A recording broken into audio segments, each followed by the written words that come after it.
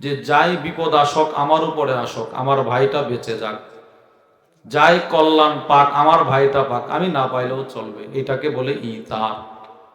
আল্লাহ রাব্বুল আলামিন কোরআনুল কারীমের অসংখ্য অগণিত আয়াতে এই বিষয়টার প্রতি আমাদেরকে উদ্বুদ্ধ করেছেন।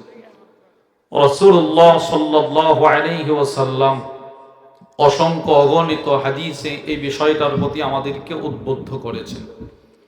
আল্লাহ যে কয়টা আয়াতে আমাদেরকে বিষয়টার প্রতি উদ্বুদ্ধ করেছেন, ওই আয়াতগুলোর ভেতরে আমার তিলাওয়াতকৃত আয়াতটি হচ্ছে অন্যতম। আয়াতের তর্জমাটা বোঝার আগে আমাদেরকে একটা বিষয় মনে রাখা উচিত।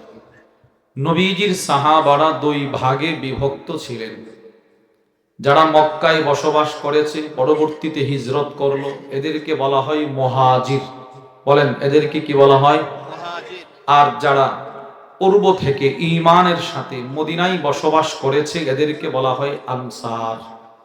এবার আয়াতের তর্জমাটা শোনেন। আল্লাহ বলেন, বিসমিল্লাহির রহমানির রহিম, ওয়াল্লাযীনা তাবাওয়াউদ দার ওয়াল ঈমানা মিন ক্বাবলিহিম, যারা ইতিপূর্বে ঈমানের হালতে মুমিন হয়ে যারা মদিনায় বসবাস করেছে, তারা কারা? আনসার। বলেন, তারা কারা? আনসার। এই আনসারদের তিনটা সিফত, তিনটা বৈশিষ্ট্য আল্লাহ এই আয়াতে বর্ণনা করেন। এক নাম্বার, ইউহিব্বুনা মান হাজ্জারা ইলাইহিম, পৃথিবীর আনাজ কানাজ থেকে যত মানুষ হিজরত করে মদিনায় আসে, মদিনায় কোনো মানুষ যদি হিজরত করে আসে তো মদিনাওয়ালারা এদেরকে বড় ভালোবাসে। সুবহানাল্লাহ বলেন। যারাই যেখান থেকে হিজরত করে মদিনায় আসে, মদিনার মানুষ এদেরকে খুব ভালোবাসে। এটা এক নাম্বার। দুই, ওয়ালা ইয়াজিদুনা ফি সুদুরিহিম হাজাতাম মিম্মা উতু, যারা মক্কা থেকে হিজরত করে মদিনায় আসলো, এদেরকে যদি আল্লাহর রাসূল গনিমতের মাল অনেক বেশিও দিয়ে দেয়, মদিনাওয়ালাদেরকে যদি নাও দেই, এর কারণে মদিনাওয়ালাদের অন্তরে কোনো কষ্ট থাকে না। নবীজি এদেরকে দিল, আমাদেরকে কেন দিল না, এই কল্পনাও মদিনার মানুষের ভিতরে আসে না। সুবহানাল্লাহ বলেন। এই কল্পনাটার ধারে কাছেও তারা যায় না। তিন নাম্বার, আল্লাহ বলে, وَيُؤْثِرُونَ عَلَى أَنفُسِهِمْ وَلَوْ كَانَ بِهِمْ خَصَاصَةٌ, মদিনার মানুষগুলো এতটাই ভালো, এরা নিজেরা কষ্ট করে, কিন্তু যারা হিজরত করে আসলো এদেরকে তারা কষ্ট করতে দেয় না, অন্যদেরকে তারা নিজেদের উপরে বড় প্রাধান্য দেয়। সুবহানাল্লাহ বলেন। এটা হলো আমার আলোচ্য বিষয়ের সাথে মিল। মদিনাওয়ালারা অন্যদেরকে, নিজেরা কষ্ট করলেও অন্যদেরকে তারা কষ্ট করতে দেয় না। আয়াতের এই অংশটির তর্জমা বোঝার জন্য আমরা দুইটা হাদিস শুনব। কি পরিমাণ নিজেরা কষ্ট করেছে, অন্যদেরকে সুখে রেখেছে মদিনাওয়ালারা। তিরমিজি শরীফের হাদিসের বর্ণনা, ওয়ান আনাস ইবনে মালিক রাদিয়াল্লাহু তাআলা আনহু ক্বাল, আনাস ইবনে মালিক রাদিয়াল্লাহু তাআলা আনহু থেকে বর্ণিত, তিনি বলেন, আন্না রাসূলুল্লাহ সাল্লাল্লাহু আলাইহি ওয়াসাল্লাম লাম্মা কদিমাল মাদিনা, নবীজি সাল্লাল্লাহু আলাইহি ওয়াসাল্লাম যেদিন হিজরত করে মক্কা থেকে মদিনায় আসলেন, আতাহুল মুহাজিরুন, সব মুহাজির সাহাবারা নবীজির কাছে আসলো, এসে বলতে লাগলো, ইয়া রাসূলুল্লাহ, ওগো আল্লাহর নবী, কি কেন আসলা তোমরা? নবী গো, আপনি আমাদেরকে মক্কা থেকে হিজরত করে মদিনায় এমন এক এলাকায় আসতে বলছেন, এদের মতো ভালো মানুষ আমরা আমাদের দুই চোখে আর কোথাও দেখি নাই। মা রাআইনা কওমান আবদালা মিন কাসীরিন ওয়ালা আহসানা মুওয়াসাত মিন কলিলিন মিন কওমিন নাযালনা বাইনা আযহুরিহিম। ওগো আল্লাহর রাসূল, এদের ভিতরে এত ভ্রাতৃত্বের বন্ধন, এতটাই ভালোবাসা অন্য কোনো মানুষের ভিতরে দেখি নাই। নবীজি বললেন, কেমন একটু বলো তো দেখি, এরা কি পরিমাণ ভালো। ওগো আল্লাহর নবী, আমরা যে মক্কা থেকে হিজরত করে মদিনায় আসলাম, নিজেদের ভিটা জমি ছেড়ে আসলাম, ঘর বাড়ি ছেড়ে দিয়ে আসলাম, এমনিতেই মনে কষ্ট, বিবি বাচ্চা সন্তান সন্ততি সব ছেড়ে আসছি, আমাদের প্রত্যেক মুহাজিরের সব কষ্ট দূর করার জন্য মদিনার এক একজন আনসার সাহাবী যথেষ্ট। লাকাদ কাফাউনাল মুনা, এরা আমাদের কষ্টগুলো দূর করার জন্য যথেষ্ট। আচ্ছা, আর কি? ওয়া আশরাকুনা ফিল মাহনা, নবী গো, এরা তাদের সম্পদে, এরা এদের খাবারে, এরা এদের উপার্জনের ভেতরে আমাদেরকে অংশীদার করে নিয়েছেন। সুবহানাল্লাহ। এই যে ওয়া আশরাকুনা ফিল মাহনা, হাদিসের এই অংশটির ব্যাখ্যায় আল্লামা আব্দুর রহমান ইবনু আব্দুর রহিম আল মুবারকপুরি রহিমাহুল্লাহ তার বিখ্যাত কিতাব তুহফাতুল আহওয়াদির মধ্যে লেখেন, মদিনার সাহাবাদের বড় বড় খেজুরের বাগান ছিল। এক বৎসরে যেই পরিমাণ খেজুর তাদের বাগানে উৎপন্ন হতো, সবগুলো খেজুরকে তারা দুই ভাগে বিভক্ত করতেন। অর্ধেক খেজুর নিজেদের জন্য রেখে দিতেন, বাকি পুরো বাগানের অর্ধেক খেজুর তারা মুহাজির এক একজন সাহাবীকে দান করে দিতেন। এবার আপনারা বলেন, আল্লাহ যে বললেন ওয়ায়ুসিরুনা আলা আনফুসিহিম, তারা অন্যদেরকে নিজের উপরে প্রাধান্য দেয়, কি পরিমাণ সিফতটা তাদের ভেতরে ছিল। এই হাদিস থেকে আমরা আয়াতের তরজমাটার একটা অংশ বুঝলাম। দ্বিতীয় হাদিস, বুখারী শরীফের বর্ণনা, وعن أنس بن مالك رضي الله تعالى عنه قال, আনাস ইবনে মালিক রাদিয়াল্লাহু তাআলা আনহু থেকে বর্ণিত, তিনি বলেন, লাম্মা কাদিমা আব্দুর রহমান ইবনে আউফ, নবীজির সাহাবী আব্দুর রহমান ইবনে আউফ যেদিন মক্কা থেকে মদিনায় আসলেন, فآخى النبي صلى الله عليه وسلم بينه وبين سعد بن ربيع, নবীজির একজন আনসার সাহাবী সাদ ইবনে রবি, নবীজি বললেন, সাদ, আজকে থেকে মুহাজির আব্দুর রহমান তোমার ভাই আমি নবীজি বানায়া দিলাম। সুবহানাল্লাহ বলেন। আমি নবী আব্দুর রহমানকে তোমার ভাই বানাইলাম। দেখেন, সাদ ইবনে রবি চিন্তা করে, নবীজি তারে আমার ভাই বানাইছে, সে তো আমার আপন ভাইয়ের মতো হয়ে গেছে। فعرض عليه أن يناصفه أهله وماله, সাদ ইবনে রবি দৌড় দিয়া নিজের বাড়িতে গিয়ে পোড়া বাড়িটাকে দুই ভাগে বিভক্ত করলেন, সবগুলো সম্পদকে দুই ভাগে বিভক্ত করলেন। অর্ধেক সম্পদ নিয়ে আয়েশা নবীর দরবারে বলে, আল্লাহর নবী গো, তাকে আপনি আমার ভাই বানাইলেন, যান আমি আমার অর্ধেক সম্পদ তাকে দিয়ে দিলাম, সে তো আমার ভাই, আপনি বানাইছেন। মূলত এখানে একটা প্রেমের খেলা আছে। সাদ ইবনে রবি রাসূলকে অসম্ভব ভালোবাসতেন, যার কোনো দৃষ্টান্ত তুলনা হতে পারে না। নবীরে খুব বেশি ভালোবাসতেন এই সাহাবী সাদ ইবনে রবি।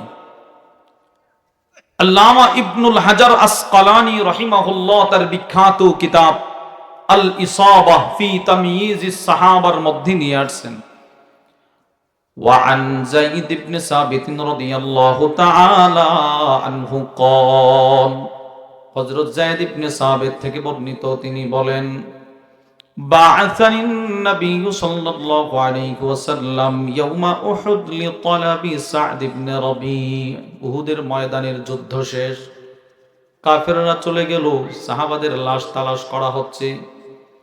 নবীজি আমি যায়েদকে ডাক দিয়া বলল, যায়েদ শোনো, কোথায় যাও? নবী গো, উহুদের ময়দানে যাচ্ছি লাশ তালাশ করতে। আল্লাহর রাসূল বললেন, যায়েদ, তুমি তো উহুদের ময়দানে যাইবা, কিন্তু আমার একজন পেয়ারা সাহাবী আছে, নাম সাআদ। আচ্ছা, কি করব নবী? আল্লাহর রাসূল বলেন, ইন রাআইতাহু ফাআকরিহু মিন্নি আসসালাম, যদি তুমি সাদকে যুদ্ধের ময়দানে জীবিত পাও, বলবা আমি রাসূল তাকে সালাম দিলাম, আমি নবীজির সালামটা তুমি তাকে পৌঁছায়া দিবা। হযরত যায়েদ ইবনে সাবিত বলে, রাসূলের সালাম নিয়ে আমি দৌড় দিলাম। আল্লাহর রাসূল আরেকটা ডাক দিয়া বললেন, যায়েদ, শুধুই মাত্র আমার সালাম দিবা না, তুমি তাকে বলবা, ইয়াকুলু লাকা রাসূলুল্লাহি কাইফা তাজিদুক, আও ইয়াকুলু লাকা ওয়া রাসূলুল্লাহি কাইফা তাজিদুক, যদি তুমি তাকে জীবিত পাও, যে হালতে পাও, তুমি তাকে একটা প্রশ্ন করবা, তোমার কেমন লাগতেছে, এই কথাটা বলবা। হযরত যায়েদ ইবনে সাবিত বলেন, ফাজআলতু আতুফু বাইনাল কতলা, আমি উহুদ ময়দানে সব সাহাবাদের লাশের মিছিলে তাকে তালাশ করি, কোথাও খুঁজে পাই না। সকলকে পাই, সাদকে খুঁজে পায় না। একবার উহুদের ময়দানের এদিকে দৌড় দেই, নাই, এদিকে নাই, কোথাও তাকে খুঁজে পায় না। ফাআসাবতুহু ওয়া হুয়া ফি আখিরি রামাকিন, তালাশ করতে করতে উহুদের ময়দানের এক কর্নারে তাকায় দেখি শেষ নিঃশ্বাসটা ত্যাগ করে ফেলবে, ঠিক সেই মুহূর্তটা সামনে নিয়ে পড়ে আছে। পৃথিবীর মানুষ তাকায় দেখি ওয়া বিহি সাবউনা দরবা, তাকায় দেখলাম ওই সাহাবীর শরীরের ভিতরে একটা দুইটা তীর তরবারির আঘাত নয়, 70টা তীর তরবারির আঘাত নিয়ে তিনি ময়দানে ছোটাছুটি করতেছেন। রক্তে রঞ্জিত হয়ে গেল, জমিনটা লাল হয়ে গেল। আমি গিয়ে বললাম, আপনি কি সাদ? বলে, হ্যাঁ আমি সাদ। যদি আপনি সাদ হয়ে থাকেন, ইন্না রাসূলুল্লাহি সাল্লাল্লাহু আলাইহি ওয়াসাল্লাম ইয়াকরাউ আলাইকা সালাম, নবীজি আপনাকে সালাম দিয়েছে। যদি আপনি সাদ হয়ে থাকেন, চেনা যাচ্ছে না, রক্তে চেহারা লাল, নবীজি আপনারে সালাম দিয়েছে। হযরত সাদ ইবনে রবি বলে, ওয়া আলা রাসূলিল্লাহি আসসালামু আলাইকা, ও ভাই তুমিও নবীকে বলবা, নবীরে আমার সালাম, তুমি সালাম নিয়ে আসছো, তোমার উপরেও আমার সালাম। এবার হযরত যায়েদ বলে, সাদ, নবীজি শুধুই মাত্র তোমাকে সালাম দেয় নাই, নবীজি আমাকে বলছে একটা প্রশ্ন করার জন্য, যদিও আমি দেখতেছি তুমি বড় কষ্টে আছো, রাসূল বলছে করার জন্য। কি প্রশ্ন? খাব্বিরনি কাইফা তাজিদুক, তুমি আমাকে বলো 70টা তরবারির আঘাত নিয়ে এখন তোমার কেমন লাগতেছে? হযরত সাদ বলতে লাগলেন, যায়েদ তুমি আল্লাহর রাসূলকে গিয়ে বলবা, কুল্লাহু ইয়া রাসূলুল্লাহ, তুমি গিয়ে বলবা গো আল্লাহর নবী, আমার পক্ষ থেকে বলবা, ইয়া রাসূলুল্লাহ আজিদু রিহাল জান্নাহ, আমি 70টা তীর তরবারির আঘাত আপনার প্রেমে নিজের শরীরে নিয়ে এই মুহূর্তে উহুদের ময়দান থেকে সরাসরি জান্নাতুল ফিরদাউসের সুঘ্রাণ পাইতেছি। এটা তুমি আল্লাহর রাসূলকে বলবা। আর একটা কথা, আমি যেমন নিজের জীবনের শেষ বিন্দু পর্যন্ত রাসূলের জন্য লড়াই করেছি, মক্কার মুহাজির আনসার সাহাবায়ে সকলকে বলবা, তাদের জীবিত অবস্থায় যেন রাসূলকে কেউ আক্রমণ করতে না পারে। সুবহানাল্লাহ বলেন। দেখেন, মৃত্যু পূর্ব পর্যন্ত নবীজির সম্মান, রাসূলের মান মর্যাদা হেফাজতের চিন্তা করতে করতে মারা গেছে। এই হলো সাদ ইবনে রবি, রাসূলকে খুব বেশি ভালোবাসতেন, যে নবীর ভালোবাসায় 70টা তীর তরবারের আঘাত নিয়ে শহীদ হয়েছে। এই সাহাবীর হাতে ধরে নবীজি বলে, সাদ, আব্দুর রহমানকে তোমার ভাই বানাইছে। আপনি ভাই বানাইছেন? দৌড় দিয়া বাড়িতে গিয়ে 2 বিবি, 1 বিবিরে তালাক দিছে, সম্পদ অর্ধেক বন্টন করে আইনা বাইরে দিয়ে দিছে। তাহলে 2টা হাদিস থেকে আমরা ওয়ায়ুসিরুনা আলা আনফুসিহিম, এই আয়াতের তরজমাটার অংশ বুঝলাম। আল্লাহ যে বললেন মদিনা ওয়ালারা মক্কা ওয়ালাদেরকে বড় প্রাধান্য দিয়ে থাকে, এটা 2টা হাদিস থেকে আমরা বুঝলাম। প্রথম আয়াতে যে ইসারের আলোচনা হলো, প্রাধান্য দেয়া, এটা হচ্ছে বান্দাকে বান্দার উপরে প্রাধান্য দেয়া। বলেন কি বলছি? বলেন, বান্দাকে বান্দার উপরে কি দেওয়া? প্রাধান্য।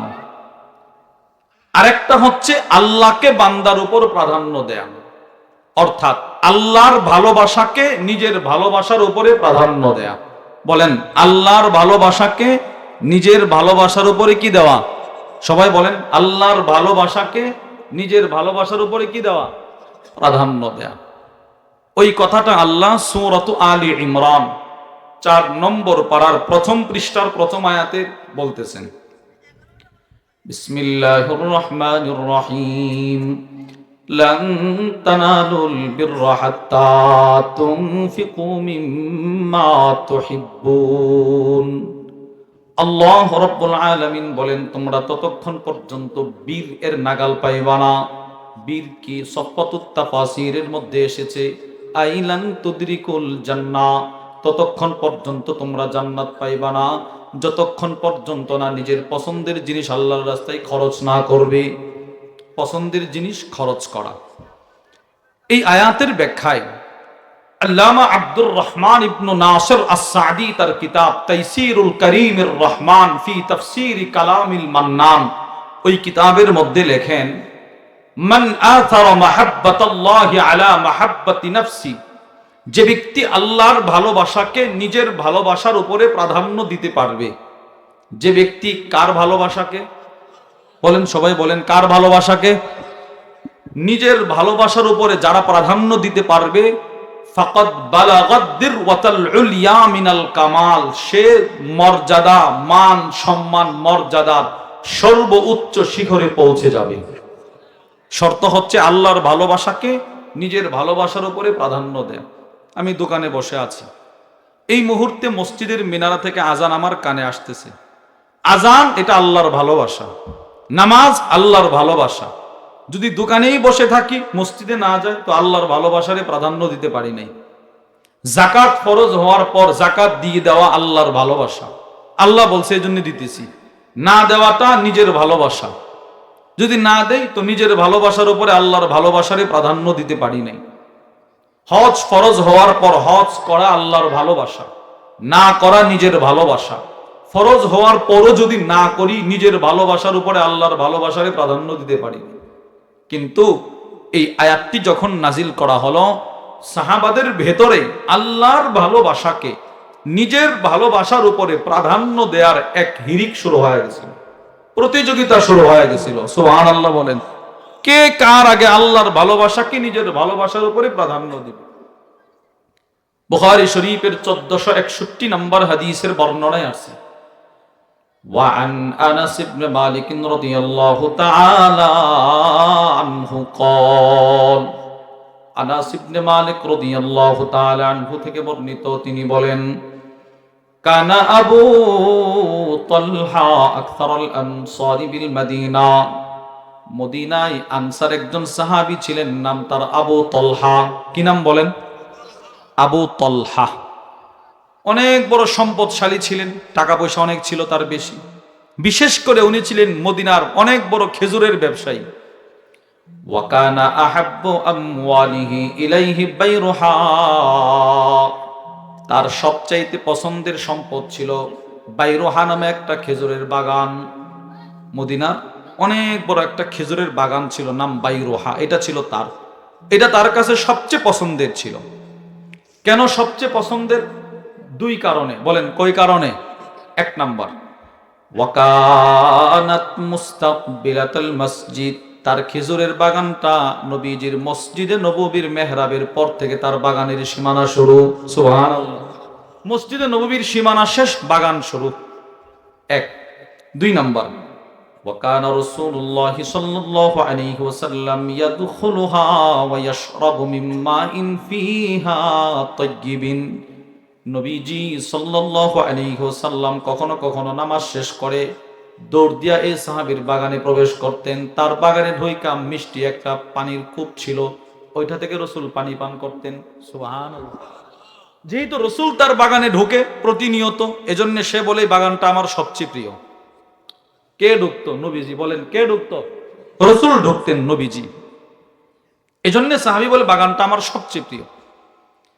আনাস ইবনে মালিক বলেন, ফালাম্মা উনজিলাত হাদিহিল আয়া, যেদিন এই আয়াতটি নাজিল করা হলো, লান তানালুল বিররা হাত্তা তুনফিকু মিম্মা তুহিব্বুন, এই আয়াতটি যখন নাজিল করা হলো, তোমরা ততক্ষণ পর্যন্ত জান্নাত পাইবা না যতক্ষণ পর্যন্ত না নিজের পছন্দের জিনিসটা খরচ না করবা। আয়াতটা যখন নাজিল করা হলো, قام আবু তালহা ইলা রাসূলিল্লাহি সাল্লাল্লাহু আলাইহি ওয়াসাল্লাম, আবু তালহা দৌড়ে নবীজির দরবারে গেলেন, গিয়ে বলতে লাগলেন, ওগো আল্লাহর নবী, আল্লাহ নাকি বলছে পছন্দের জিনিস খরচ না করলে জান্নাত পাবো না, এটা কি আল্লাহ বলছে? নবীজি বলে, হ্যাঁ বলছে। ওগো নবীজি, আপনি ভালো করেই জানেন, ইন্না আহাব্বা আমওয়ালি ইলাইয়া বাইরুহা, বাইরুহা বাগানটা আমার সবচেয়ে পছন্দের, আপনি জানেন তো? হ্যাঁ জানি। ওগো আল্লাহর রাসূল, আমার বাগানটার দরকার নাই, আমার জান্নাতের দরকার। ওয়া ইন্নাহা সাদাকাতুন লিল্লাহ, এই মুহূর্তে বাগানটা আমি আল্লাহর রাস্তায় সাদাকা করে দিলাম, এটা আমার দরকার নাই, আমার জান্নাত দরকার।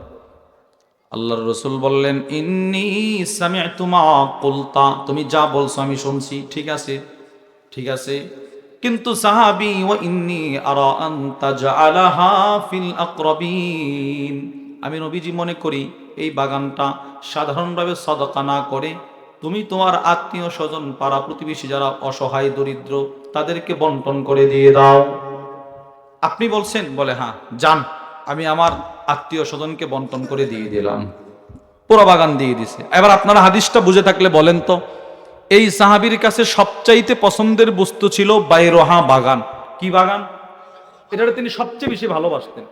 এবার যখন আয়াত নাজিল হলো, পছন্দের জিনিস আল্লাহর রাস্তায় খরচ না করা পর্যন্ত জান্নাত পাওয়া যাবে না, তখন এই সাহাবী আল্লাহর ভালোবাসাকে নিজের ভালোবাসার উপরে প্রাধান্য দিছে কিনা বলেন? নিজের ভালোবাসা কি ছিল? বাগান। আর আল্লাহর ভালোবাসা হচ্ছে এটা খরচ করো। সাহাবীর সাথে সাথে এটা খরচ করে দিছে।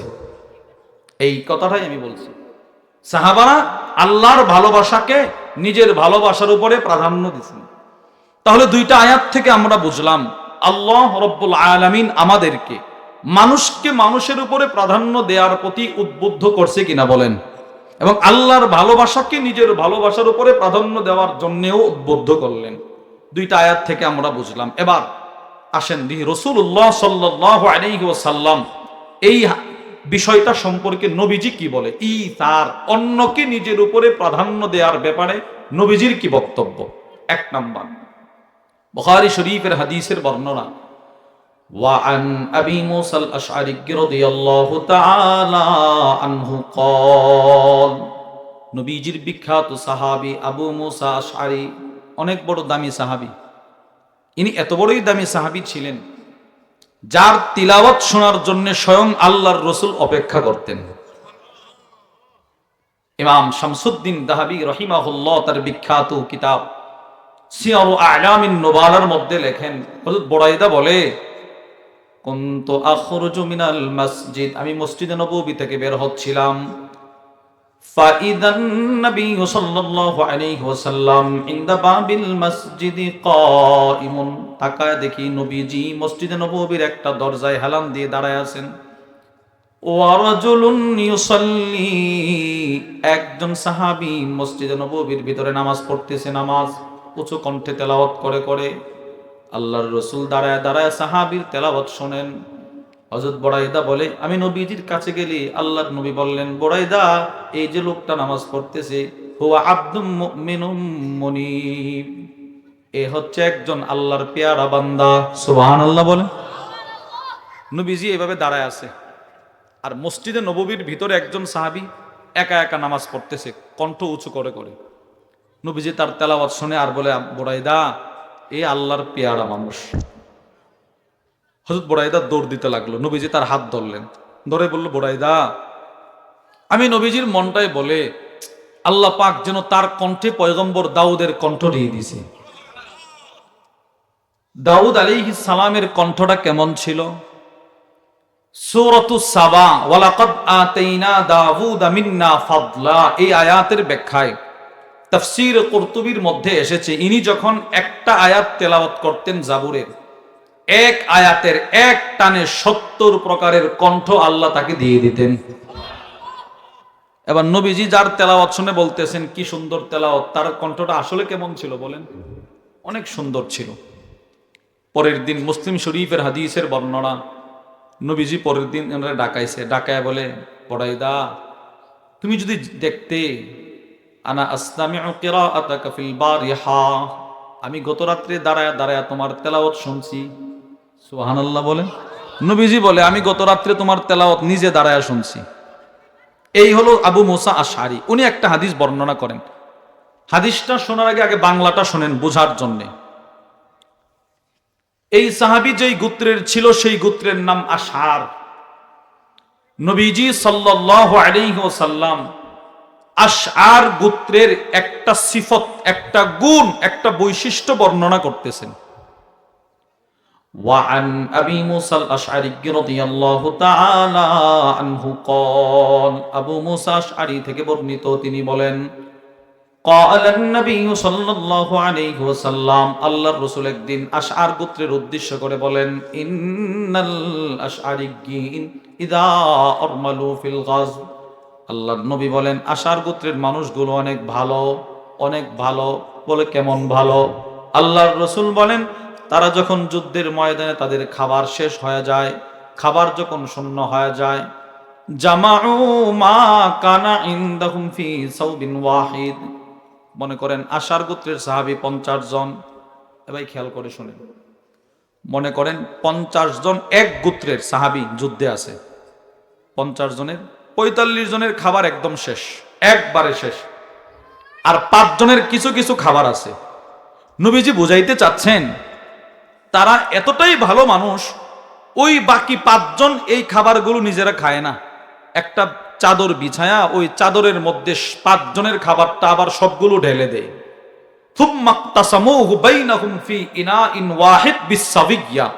ছোট্ট একটা পাত্র দিয়ে 5 জনের খাবারটা আবার 50 জন বন্টন করে নিয়ে যায়। এর মানে এই যে 5 জনের খাবার ছিল, তাদের মনের তামান্না হচ্ছে আমাদের খাবারটা শুধু আমরা একা খাবো না, 50 জন মিলে খাবো। এটা হলো ইথার, অন্যকে নিজের উপরে প্রাধান্য দিলেন। নবীজি এদের এই সিফতটা বর্ণনা করার পর এবার নবীজি কি বলে দেখেন। আল্লাহর রাসূল বলেন, ফাহুম মিন্নি ওয়া আনা মিনহুম। ও মদিনার মানুষ তোমরা শোনো, মক্কার মানুষ শোনো, আশআর গোত্রের সাহাবারা আমার, আমি তাদের। সুবহানাল্লাহ বলেন। এটা হলো রাসূলের পক্ষ থেকে পুরস্কার, তারা আমার, আমি তাদের। এই পুরস্কারটা নবীজি কখন দিলেন? যখন এদের সিফতটা ভিতরে আসছে যে এরা অন্যকে নিজের উপরে প্রাধান্য দেয়। তাহলে এই হাদিসে আমরা পাইলাম নবীজি অন্যকে নিজের উপরে প্রাধান্য দেওয়ার প্রতি উদ্বুদ্ধ করে নাই, করে নাই? আরে করছে, বলেন বুঝে নাই? করছে কি করে নাই? বুঝেন নাই কথা। 5 জনের খাবারটা 50 জন মিলে খাইলো। নবীজি এটা আমাদেরকে শোনানোর উদ্দেশ্য কি? তোমরাও এগুলো করো। সুবহানাল্লাহ বলেন। এরা 5 জন যদি 50 জন, 5 জনের খাবার যদি 50 জন মিলে খাইতে পারে, তোমরা পারবা না কেন?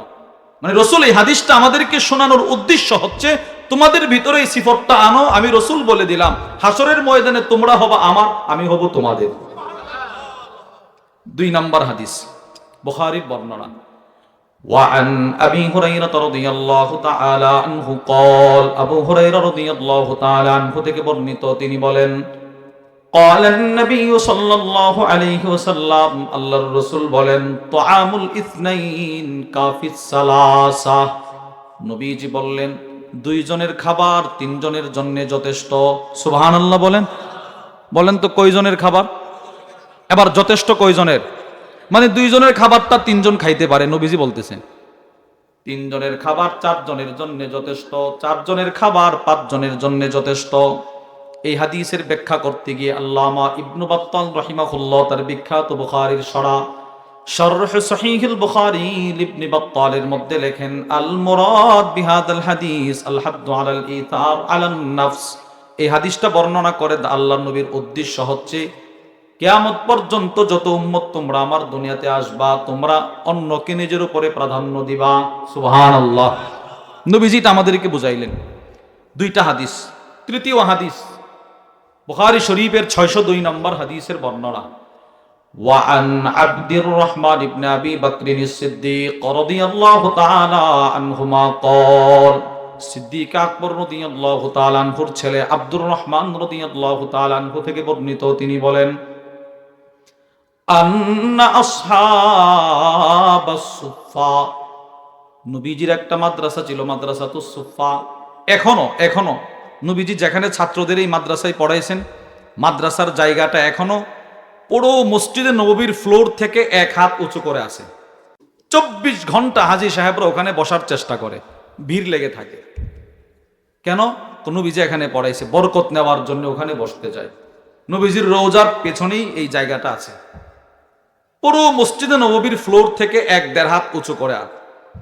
তো ওখানে রাসূলের অনেক সাহাবী ছিল যাদেরকে নবীজি দ্বীন শিখাইতেন, কিন্তু এরা সকলেই ছিল, অধিকাংশই ছিল কানু উনাসান ফুকারা, অসহায়, হতদরিদ্র।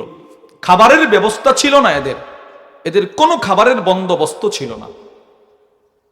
আল্লাহ রাসূল একদিন লুজিং করতে লাগলেন। লুজিং চিনেননি?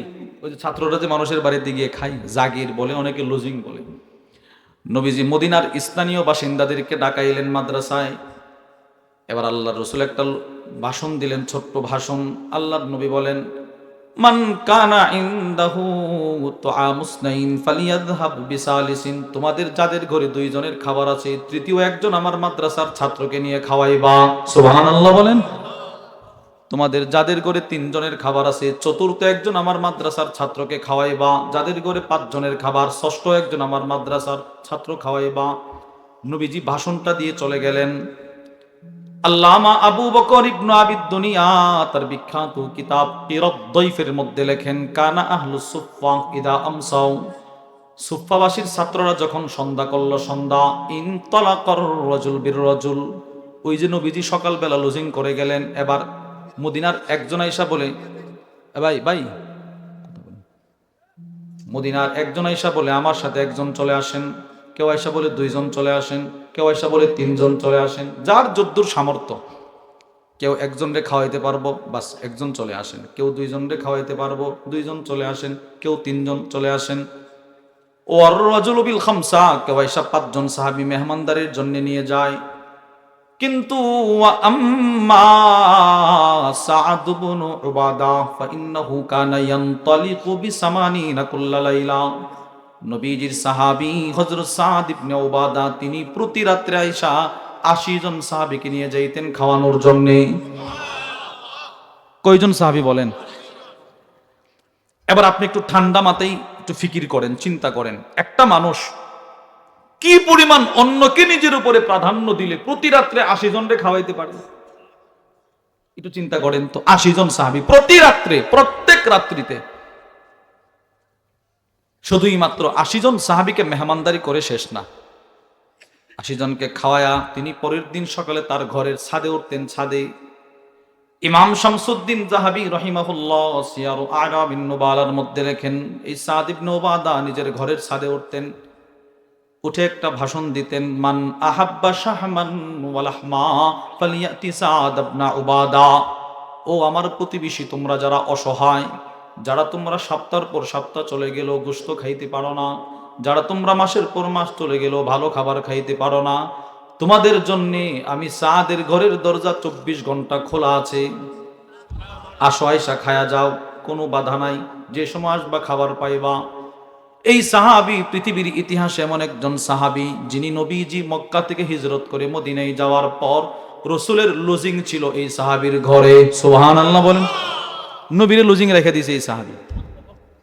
ওনার ঘরে একটা প্লেট ছিল, খাবারের প্লেট। সব সময় তিনি এই প্লেটটা সাথে নিয়ে নিয়ে ঘুরতেন।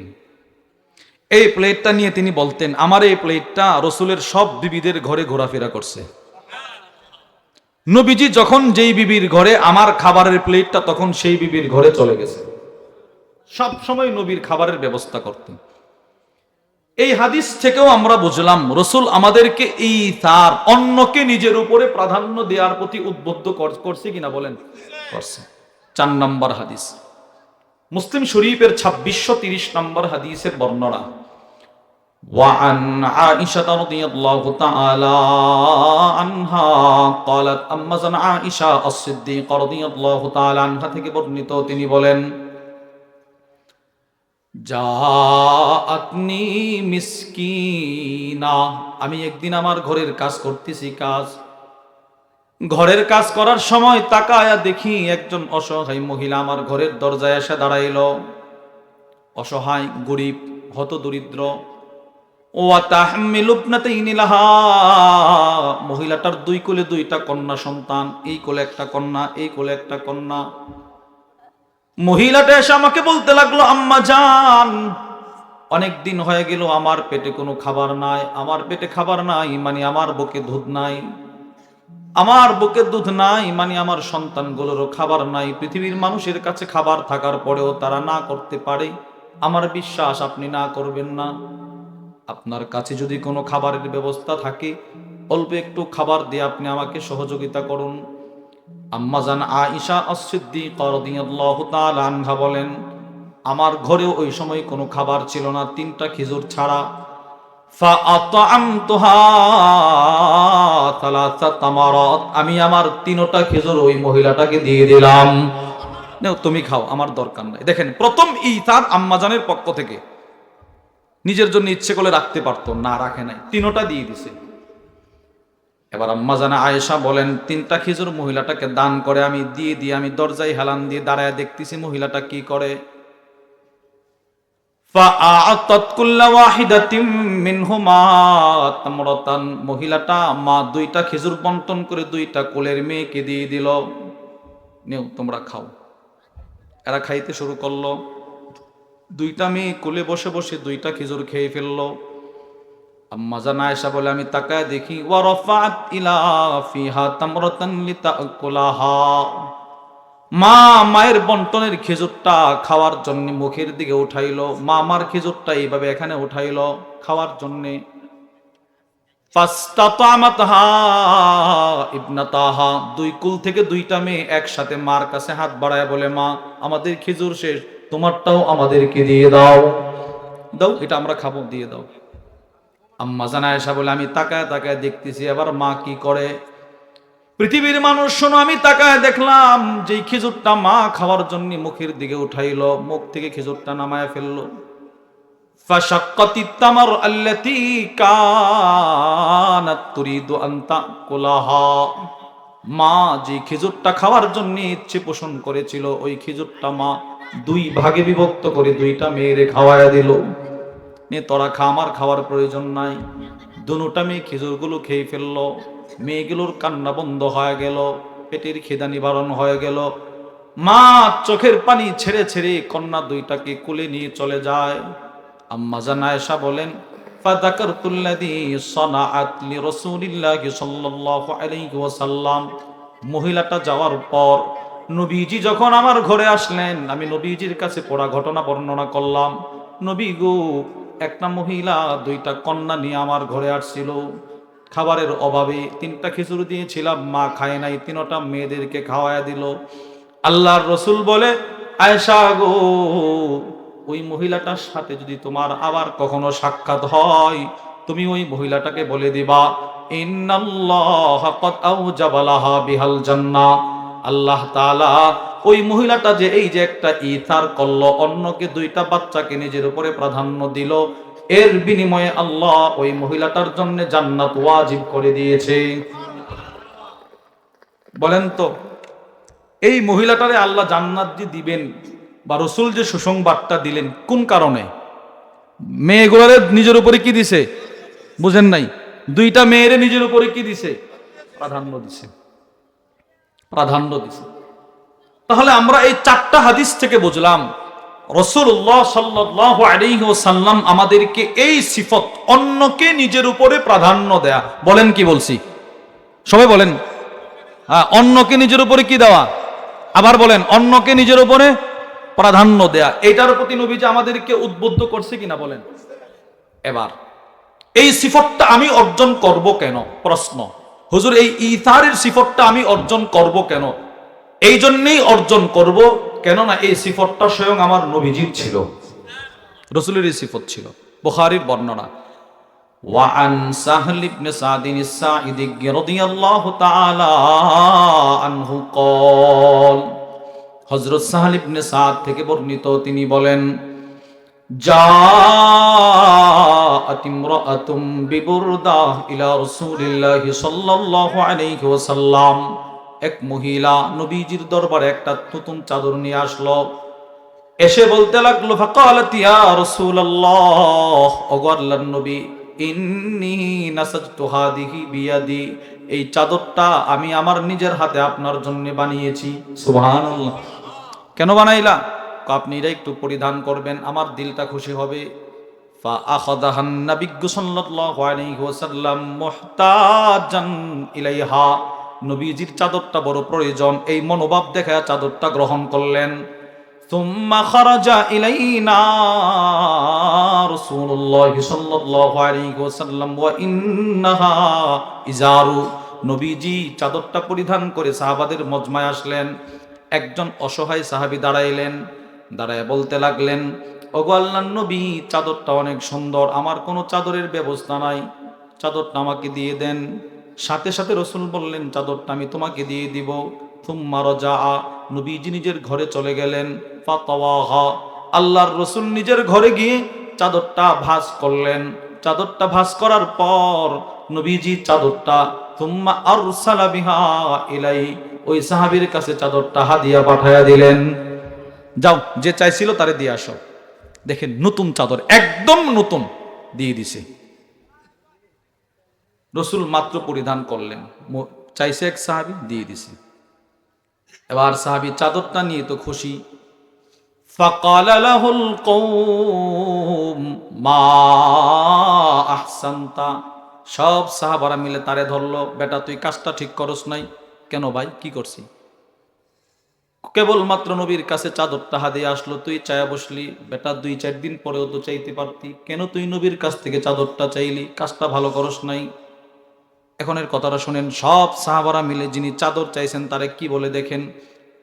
লাকাদ আলিমতা আন্নাহু লা ইয়ারুদ্দু সাইলা, তুই ভালো করে জানোস নবীজি সাল্লাল্লাহু আলাইহি ওয়াসাল্লামের কাছে কেউ কিছু চাইলে নবীজি ফিরিয়ে দেয় না। যেই যখন যা চাইতো নবীজি সাথে সাথে দিয়ে দিতেন। তুই এটা জানোস না? বলে হ্যাঁ জানি। তো তুই চাইলি কেন? তুইও জানোস, আমরাও জানি, নবীর কাছে যে যা চাই রসুল দিয়ে দেয়। কি পরিমাণ নবীজি দিতেন! মুসলিম শরীফের 2311 নম্বর হাদিসের বর্ণনায় চমৎকার একটা ঘটনা আছে, রসুলজি কি পরিমাণ দিতেন।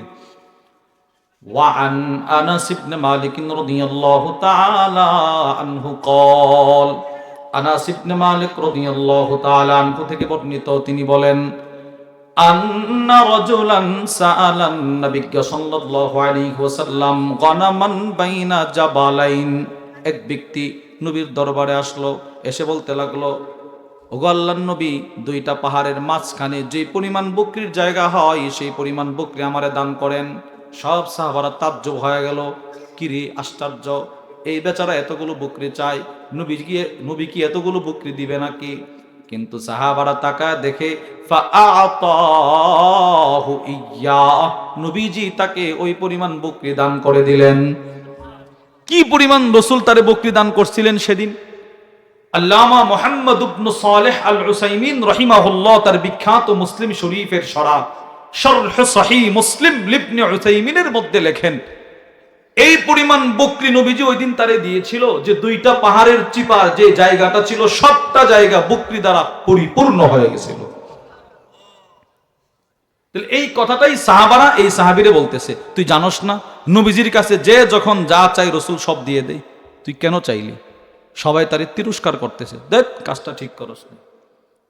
এবার যেই সাহাবী চাদরটা চায় নিছে, সেই সাহাবী চোখের পানি ছেড়ে দিয়ে বলে, ওয়াল্লাহি মা সালতুহু ইল্লা লিতাকুনা কাফানি ইয়াউমা আমুত। ও আমার সাথী ভাইয়েরা, পৃথিবীর সব মানুষ সব সময় দুনিয়াতে থাকবে না, কেউ চিরস্থায়ী জীবন নিয়ে আসে নাই, তোমরাও থাকবা না, আমিও থাকবো না। যেহেতু আমার একদিন মৃত্যু হয়ে যাবে, আমি আমার মৃত্যুর পূর্বে পরিবারকে ওসিয়ত করে যাব, যেদিন আমার মৃত্যু হয়ে যাবে, আমার মৃত্যুর পরে যেন বাজারের কোনো সাধারণ কাপন দিয়ে যেন আমার কাপন পরানো না হয়। রসুল যেই চাদরটি আমাকে হাদিয়া দিলেন, ওই চাদরটা যেন আমার মৃত্যুর পরে আমার শরীরে পেঁচানো হয়। আমার মনটায় বলে, এই চাদরটা যদি আমার শরীরে পেঁচানো হয়, হাসরের কঠিন ময়দানে আল্লাহ আমার হাসর সহজ করে দিবেন, কবর আমার শান্তিময় হবে, জান্নাত আমার জন্য সুগম হবে। হযরত সাহাল ইবনে সাদ বলেন, এই সাহাবীর যেদিন ইন্তেকাল হয়ে গেল, আমি তার লাশের সামনে গিয়ে দেখি ফাকানাত কাফানা, নবীজির দেওয়া হাদিয়ার চাদরটা ছিল তার জিন্দেগীর শেষ কাফন। সুবহানাল্লাহ। নবীজির এই চাদরটা নিয়ে সে কবরে গেছে। তাহলে আমরা এই হাদিস থেকে কি পাইলাম? রসুল অন্যকে নিজের উপরে প্রাধান্য দিছে কিনা বলেন? নতুন একটা চাদর, নতুন জিনিস কেউ এত সহজে দিতে চায় না। নতুন একটা চাদর চাইছে, নবীজি দিয়ে দিছে। আলহামদুলিল্লাহ। এটা অনেক উলামাদের ভিতরে এই সিফতটা আছে, অনেক আলেমের ভিতরে আছে। আমাদের হযরত ওয়ালা হাকিমুন নফস আল্লামা মুফতি মুশতাকুন নবী কাসিমি হাফিজাহুল্লাহ, এই আজকে এখন হলো ডিসেম্বর, গত জানুয়ারি মাসে আমার হুজুরের মাদ্রাসা আছে সিলেট, দারুল উলুম শাহপরান, মাদ্রাসায়ে ইসলামিয়া দারুল উলুম শাহপরান। প্রত্যেক ইংরেজি মাসের 3য় শনিবার ওখানে ইসলাহি জোর হয়। তো আমরা ওখান থেকে চলে আসছি, হুজুর 2 দিন পরে এদিকে আসতেছেন। তো আমি অনেক কাকতি মিনতি করে হুজুরকে আমাদের বাড়িতে নিয়ে গেছি। তো বাড়িতে যাওয়ার রাত প্রায় 3:30টায় হুজুর আমাদের বাড়িতে গেলেন, ফজরের নামাজ মসজিদে পড়লেন, পরে বাড়িতে আসছে। তা আমার আব্বা সাক্ষাৎ করতে গেছে। হুজুরের শরীরে সুন্দর একটা শীতের কাপড় ছিল, জাম্পার অনেক সুন্দর। হুজুর এই জাম্পারটা খইলা আব্বারে দিয়ে বলে, এটা গতকালকে সিলেট এক লন্ডনী মানুষ আমারে মহব্বত করে আমার জন্য নিয়ে আসছিল, আমি শুধু পরে আসছি, এখন এটা আমি আপনাকে হাদিয়া দিয়ে দিলাম। দেখেন, এটা রসুলের একটা সিফত, নবীজির একটা সুন্নত। আমরাও কিন্তু দেই, কয়েকদিন ব্যবহার করে পরান হইলে পরে এটা দিই। ঘরে আসা যদি কেউ কিছু চায়, বিবিরে বলি কোনটা দিতেছো, ওইটা না, এটা না, আগেরটা দিয়ে দাও। হুজুর একদম নতুন আব্বারে পড়ায় দিয়ে দিছে। এটা রসুলের একটা সুন্দর একটা চরিত্র। বলেন আমরাও জীবনে একটা আমল করবো তো ইনশাআল্লাহ। নিজের জিন্দগিতে একটা সময় এমন রাখা যে আমিও আমার একটা নতুন জিনিস অন্যরে দিয়ে দিলাম, বলেন ইনশাআল্লাহ।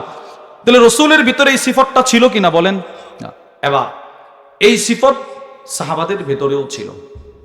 সাহাবারাও অন্যকে নিজের উপরে প্রাধান্য দিতেন।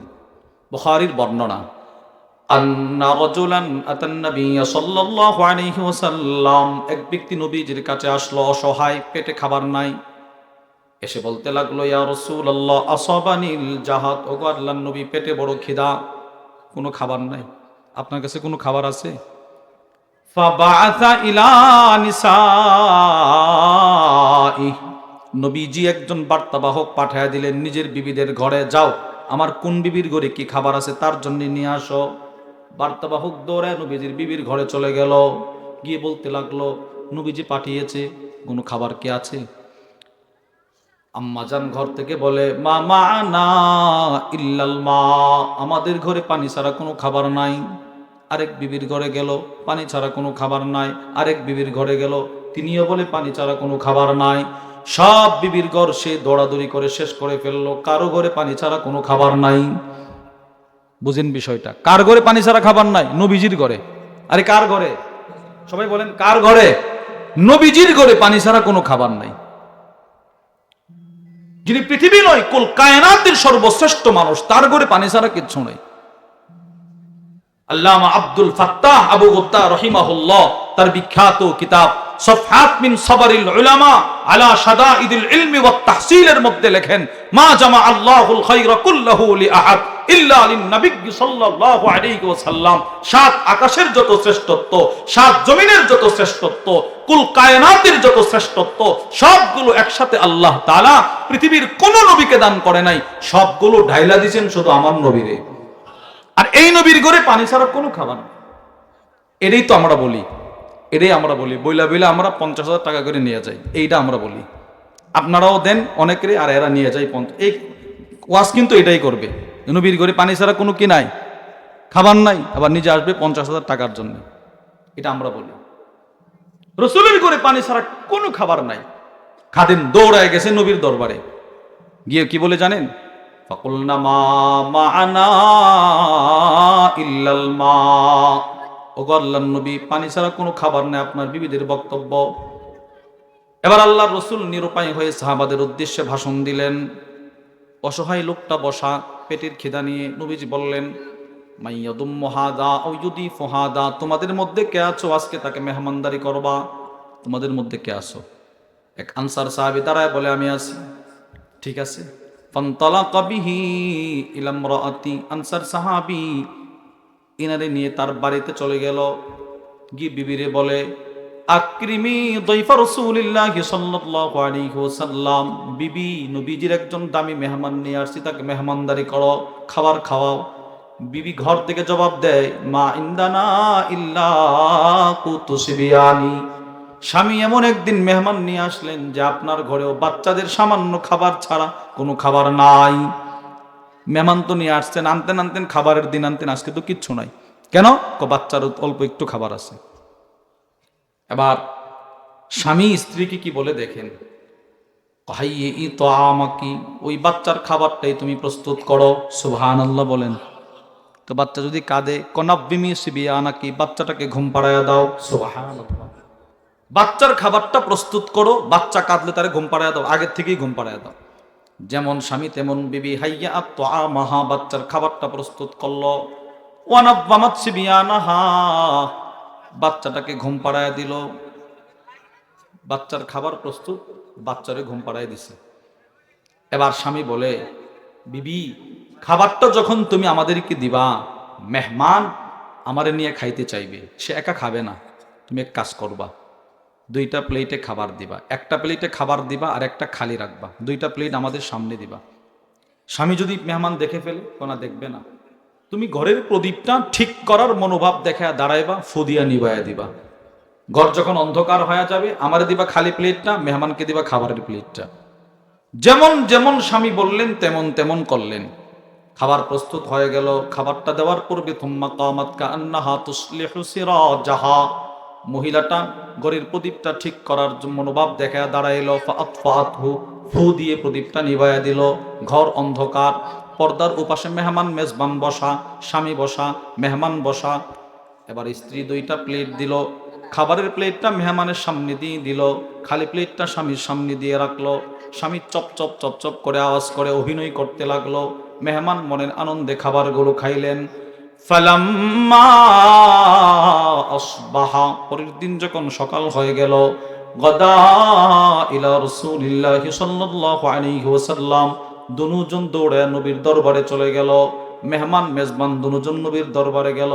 আল্লাহর রাসূল এবার মেজবানকে ডেকে ডেকে বলতে লাগলেন, গত রাত্রে তুমি তোমার বিবি একজনকে নিজের তোমাদের উপরে প্রাধান্য দিতে গিয়া যেই কাহিনীটা করলা, যেই অভিনয়টা করলা, দাহিকাল্লাহু মিন ফিআলিকুমাল লাইলা, আল্লাহ তোমাদের কাহিনী দেখা, তোমাদের অভিনয় দেখা আল্লাহ আরশ থেকে মুস্কি মুস্কি হেসেছে। সুবহানাল্লাহ। আল্লাহ হাসছে। তোমরা করলাটা কি? এটা নিজেও খাইলা না, বিবিরও খাইতে দিলা না, সন্তানগুলোও খাইল না, মেহমানরে কদর করতে গিয়া আল্লাহ তোমাদের এই দিকগুলো দেখে হাসছে। শুধু হাসে নাই, আল্লাহ তাআলা তোর আর তোর বিবির শানে আল্লাহ কোরআনের আয়াতটা নাজিল করে দিয়েছে, ওয়ায়ুথিরুনা আলা আনফুসিহিম ওয়ালাউ কানা বিহিম খাসাসা। এই আয়াতটা তোমাদের শানে আল্লাহ নাজিল করে দিয়েছে। সুবহানাল্লাহ বলেন। এই দেখেন, অন্যকে নিজের উপরে প্রাধান্য দিয়া আল্লাহর আয়াত জমিনে নিয়ে আসছে। সেম এটা সাহাবাদের পরে এই সিফতটা চলে আসছে আমাদের সলফে সালেহিন বুজুরগানে দ্বীনের ভিতরে। সুবহানাল্লাহ বলেন। আপনি শুনলে আশ্চর্য হবেন যে একজন মানুষ বুঝি এইভাবে অন্যরে প্রাধান্য দিতে পারে।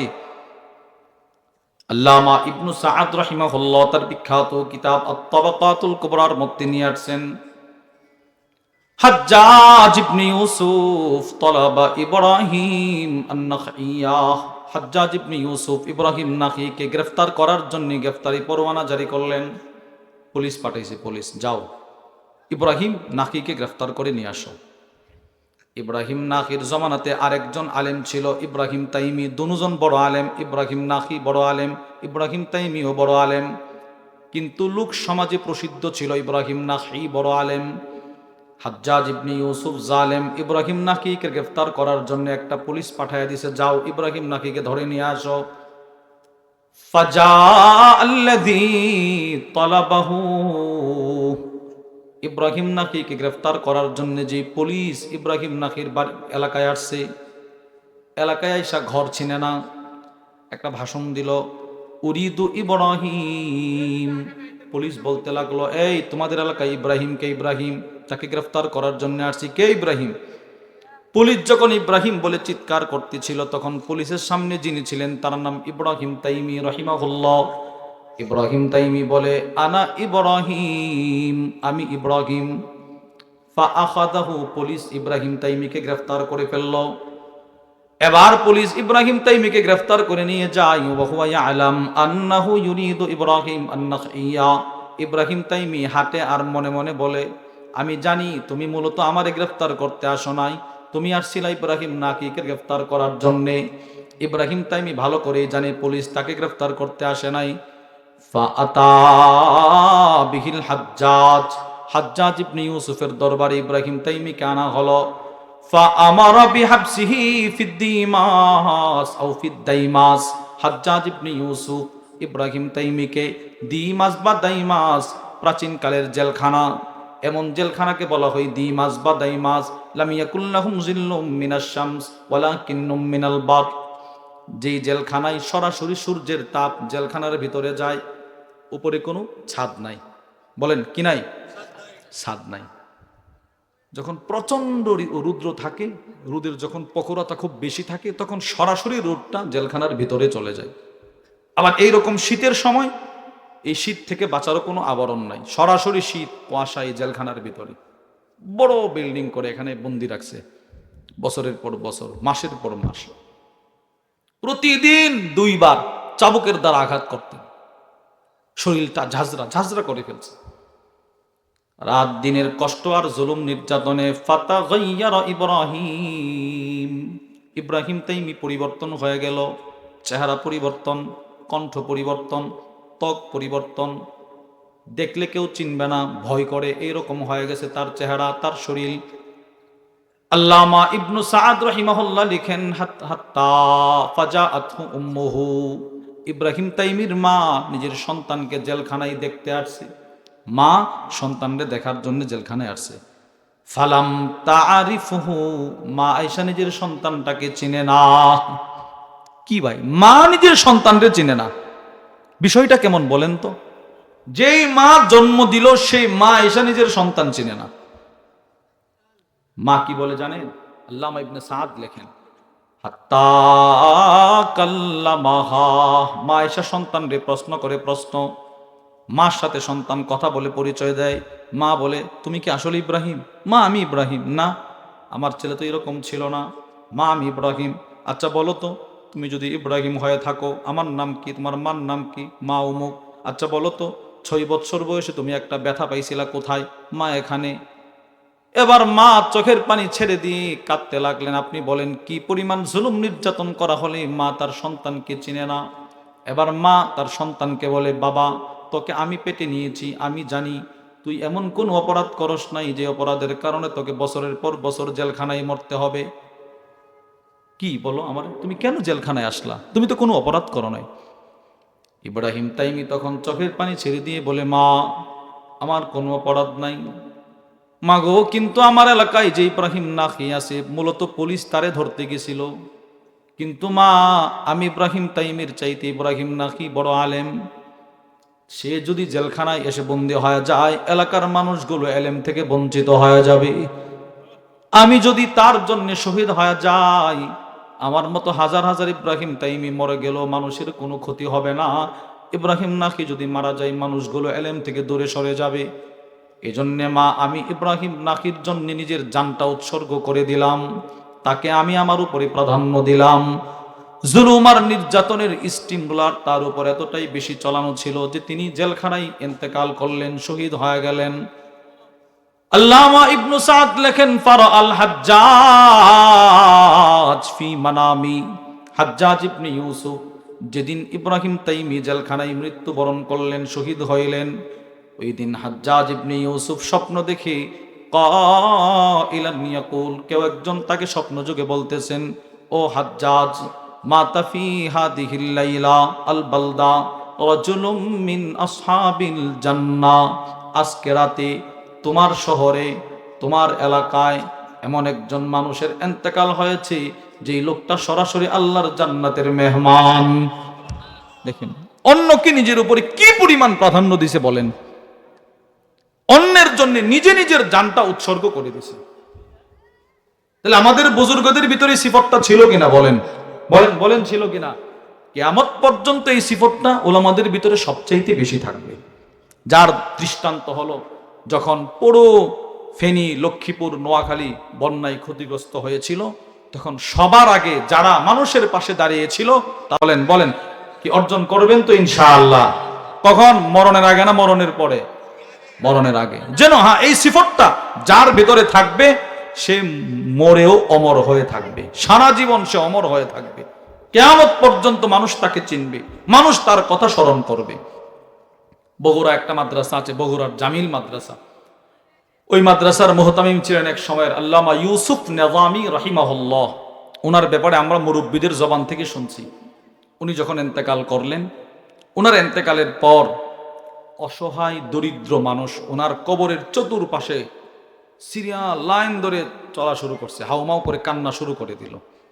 তো মানুষ বলে, তোমরা কি হুজুরের চিন্তা, তোমরা কাঁদো কেন? ভাই, শুধু চিনতাম না, এই লোকটা তার নিজের টাকা দিয়ে আমাদের মতো অসংখ্য অসহায় পরিবারের লালন পালন করতেন, অন্যকে নিজের উপরে প্রাধান্য দিয়েছেন।